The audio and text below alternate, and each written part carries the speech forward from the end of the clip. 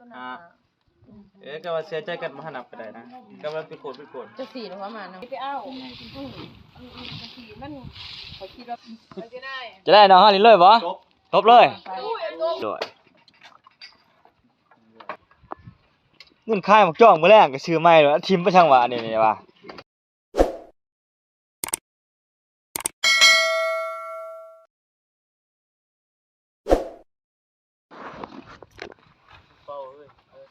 สบายดีพี่น้องมื้อนี้เก็บตั้งรถสิขึ้นภูพี่น้องอีกทีนึงพี่น้องเอ้ยคันกับแป้งขนาดขั้นในมางบ่ได้แป้งขั้นในมางมางชื่อเหรอมางชื่อขั้นนั่นนะแป้งขั้นในมางอันนี้สายาลิงตั้งว่าลิงมาบอกคักขนาดนั้นใช่ขึ้นกาเกียมแต่งรถสิขึ้นภูไปเอามาดิกินแล้วนะผู้เจ้าหันคอยบ่ต้องว่าเฮาอยู่ไปเนื้อเบิดช่องล่างได้เว้ยช่องล่างไปเนื้ออันนี้หมกจ้องที่ว่าเฮาที่เอามามังกรบางชุดแล้วนี่เอามาตากพี่น้องเอ้ยก็สิขายตัวนี้แล้วก็สิขึ้นต่อถือว่าลงมามื้อวานนี่พี่น้องลงมาแล้วก็มื้อนก็สิขึ้นต่อสิขึ้นต่ออีกพี่น้องเอาหมกจ้องมาตากแล้วก็สิขายแล้วก็สิขึ้นมื้อแรกสิขายหมกจ้องพี่น้องตอนนี้ก็ยังทานะพ่อค้าแม่ค้าอยู่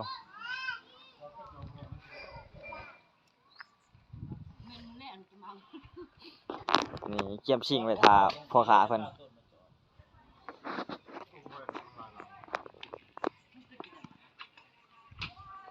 ไล่ถ้าบ่เฮาหั่นอย่าเอาอันนั้นโลดนะขี้ข้วยย่องโลดใช่โอ้ยเงินค่ายหมกจ้องมื้อแรกก็ซื้อใหม่แล้วทิมไปช่างว่านี่ว่านี่สิประหยัดอยู่เนาะลุงจ่องเนาะบ่มวยเพิ่นจังแนวนั้นโอ้แบบว่ามวยเพิ่นมันเป็นแบบว่ามวยโอ้ยเขาเรียนมาเรียนแก้วเอา2กินได้เป็นหลักแป้งคักได้อ่ะตัวดีๆขึ้นมาพอก็ยังใส่ข้าวตอได้มื้อเช้านี่ใส่ข้าวตอใหม่ล่ะก็ว่าสิเจ๊เบรกบ่หาเล็กก็บ่มีจะได้เรียบร้อยแล้วบ่มันจะทางอันเดียวนะเดือนทางตัวนี้แท้มันก็เป็นบ่มีค่าจับอยู่โอ้ยซื้อใหม่โลดมื้อแรงมื้ออื่นไปก็ซื้อใหม่โลดบอกกันว่าอันอาหารกันว่าอันอาหารเฮ้ยท่านนี่ยินล่ะกันว่าเป็นของไทยนะเขาเอาแล้วอันใดของไทยโอ้ยหากมันใส่บ่ต้นดอกมันของก๊อบอันนี้เอามาต่อก่อนได้2แก้วนี่หมดนี้มาอีกได้ฮะเกี่ยมยางด้วยตัวหักมื้อนี้บ่หลายดอกมื้อนี้เพราะว่ามื้ออื่นสิเดินทางต่อทีมงานเฮาทีมงานไซลุยเฮาใช่ที่เขียนก็สิเบิ่งที่ตัวใดโทรศัพท์ตอนนี้แม่ค้าเพิ่นกำลังมาเบิ่ง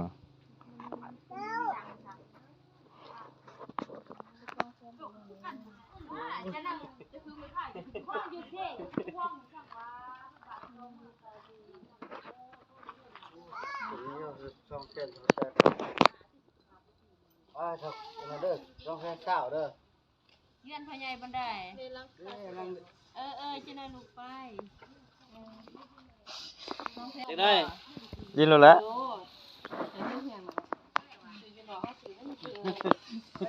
จะได้น้องฮาลินเลยบ่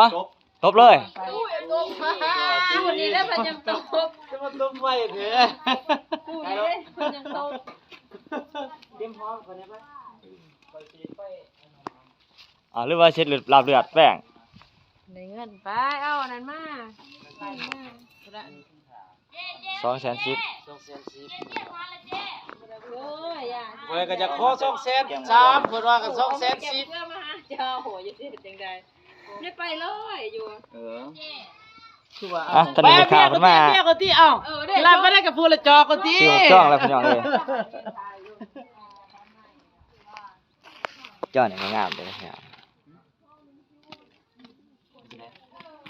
เห็นเลย ก็จะโอ้สิสูงเสียช้า นี่เสียยืนอยู่นี่แหละยืนอยู่นี่แหละไปใช้ยืนนี่แหละ ลงบ่หา ให้เห็น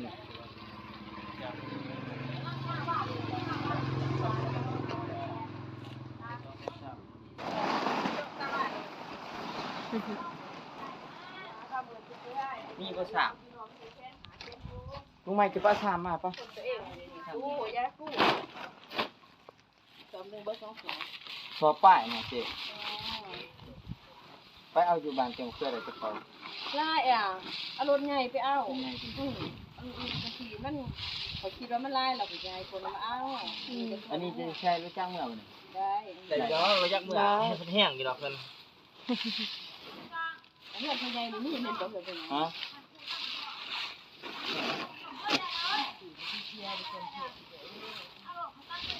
อะไรเนาะ รถจะได้ซื้อมาเกี่ยวฮะ เสีย บ่ ขายไปได้ดีลูกกันเลยอ่ะซื้อสมัยเพิ่นเพราะมันแพงจะเสียจะได้เพราะว่าเที่ยวนาขึ้นเมื่อเลยเบิ่เนี่ย ฮะ ขึ้นเมื่อ ขึ้นอื่นแล้วสิขึ้นต่อ เพิ่นขึ้นไปเองนี่ขาลงมาสุกมันสิโทรหาเอง อย่าซื้อให้แล้วได้ซื้ออยู่นอกเด้อถือกระยา อามาน จอดมาถึงนั่นคือว่าบ่ได้มาอีกเขาก็ยังไม่ได้เจอบ่เป็นยังไงเจอ ต่ บ่ อไปกันอยู่ต่อไปเครื่องมุ่งเงินสิ โอ้เขาจะอันนั้นอยู่บ่ พยายามไปทั้งแหนคาดว่าจะเอาตามเกตแมนควบเจ้าใช่ไหมคือต้นเกต นี่อยู่บ้านตุ้ยลงมาลายขนาดนี้ มื้อนี้เข้ามาทางไหนเข้ามาทางไหน เขาโทรนำ เข้ามาทางไหน เขามาทางอันนี้นี่แห ตั้ ละ งร้อยบ่ เดี๋ยวเขาได้ว่ามาพี่กรอย่าเขาโทรนำ แกกันแล้ว ท่านเขาอยู่ได้ทำมือนะ เพื่อนนี่ใช่ว่าไปทางนึงแต่ว่ามันบ่เบิดดอกเพื่อนมันก็ยังอยู่ดอก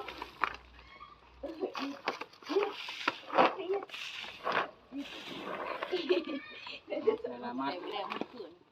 ฮะ ลงใส่ลงใหญ่ใส่ นะครับ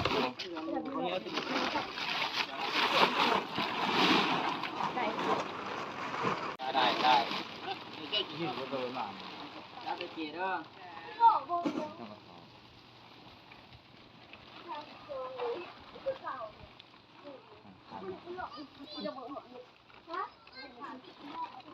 ก็มาทิพย์ตัวเราก็ได้อยู่ ถ่ายอาจารย์หมด ท้ายเจแต่ว่า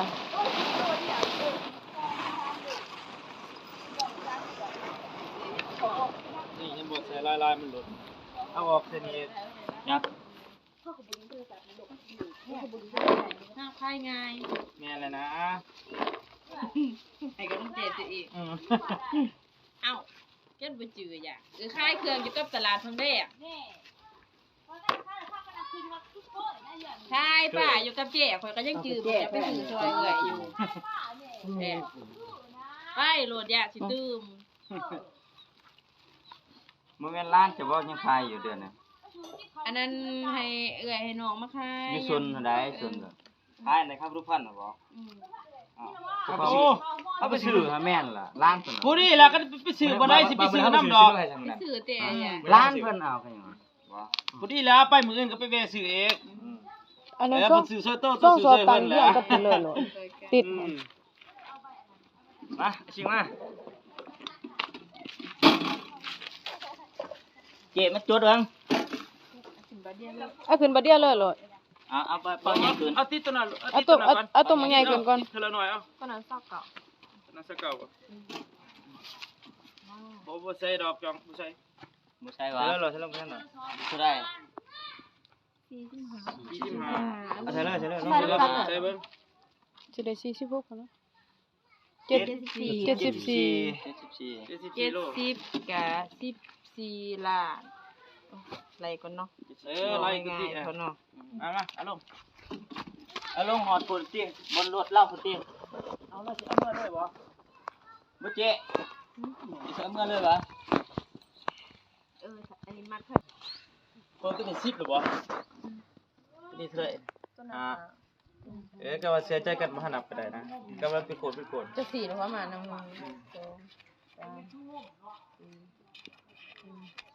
มีค่าขายมีค่าซื้อหมกจ้องพี่น้องเอ้ย เจ เจหมกจ้องเพิ่น เอาค่อยที่50 34เบี้ย เจโอ้ยได้ค่าได้เจ บัด โอเคขอบใจสิได้ขายมัน ซื้อมาให้มันคันว่าเสียใจกันบ่หันนับเราได้ข่อยนี่เงินนี่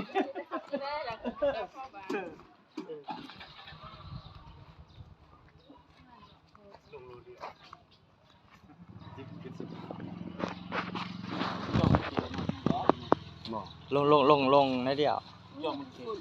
56โล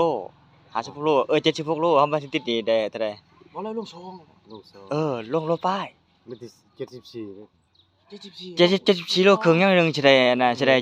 75ลงโลป้ายนะลง ลงป้ายมง8% เด้อข่อยสิลงเครื่องทานน่ะจดไว้ที่ขึ้นข่อยน่ะ เอ้าตอนนี้ ข่อยสิลงไลฟ์หม่องข่อยสิลงไลฟ์หม่ เอ้า อง ย่าหมูสิปันเงินปันคำใช่ไหมอะไรเงินหม่องพาเขาที่เขาเอาผู้เดียวเขาได้ในหัว ข่อยเบื่อตะกี้นี่เขาเบื่อมาขนาดน่ะอลีได้ข่อยโทรหาเลยบ่รับแล้วก็เทิงมากปิดเครื่องน่ะเพราะว่ามันจักเทื่อล่ะถ้าอันนี้ ขาย น่ะ จองสำเร็จแล้วพี่น้องเอ้ยได้อยู่15ล้านป้าย เอาข้อวัดนี่ขอข้อวัดนี่นะ เอาไปจะคือบ่นับแน่สมิท จักใบตัว5ล้านนี่ 100ใบ 100ใบ อืม 3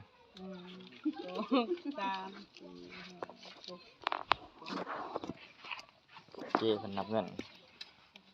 อัดมะโหสุดจังนี่แหละ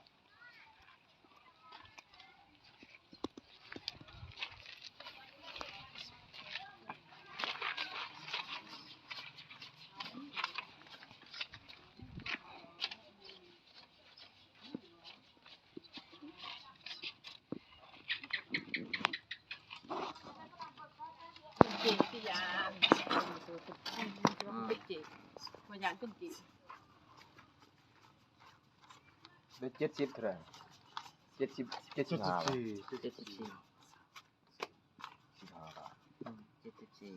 ไรแม่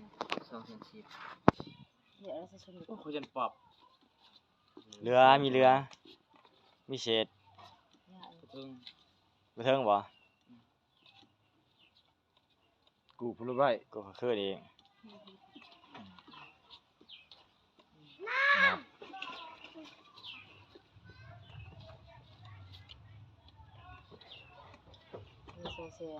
ตกผู้ละใบบัด ตกคนละใบ ตก ก่อน ผู้ละใบลองเบิ่ง ใบโลด ตกบ่ โตเพิ่นสิมาโตแหละ เบิ่งพอเบียร์ นี่เสี่ยวเพิ่นเอาหลาย พอแล้วเด้ ปลาเบี้ย สิไปปั่นก็เฮ็ดจัง ปลาเบี้ย ไม่เอาโลด ติเบี้ยบ่อยากติอ่ะ เอ้า เอาโลดเอาโลด ประมาณก่อนพี่น้องเอ้ย เอา คนมักไปแซน เอาลาไปเสีย เงินมาบ่ได้ใช้เลยให้แต่เพิ่นนี่แหละเพิ่นละจับก่อนหมู่ ผู้หนึงล้านเท่าใด2ล้าน4บ่น่ะ 2ล้าน4 502ล้าน4นะ ตอน3 2ล้าน3เนาะตัวนี้เงินตัวสนะ พี่น้องเอ้ยมื้ออื่นก็สิขึ้นปลา 1 ก็สิขึ้นต่ออีกพาหมกจ้องก็สิพาพี่น้องไป แสนขอ ใช้ชีวิตอยู่ในป่าอีกทีหนึง 2 ไปหาเงินหาค่านี่แหละหาเดี๋ยว 3 เส้นหาพอไฟ จะได้กับฝากติดตามล่ะให้ นี่ กำลังใจ ค่า ด้วย เบี้ย พี่น้ เมื่ อง อคืนนี่คนละครึ่งล่าง มาที่50,000ไปบ่เฮ็ดนี่เนี่ย แน่นอน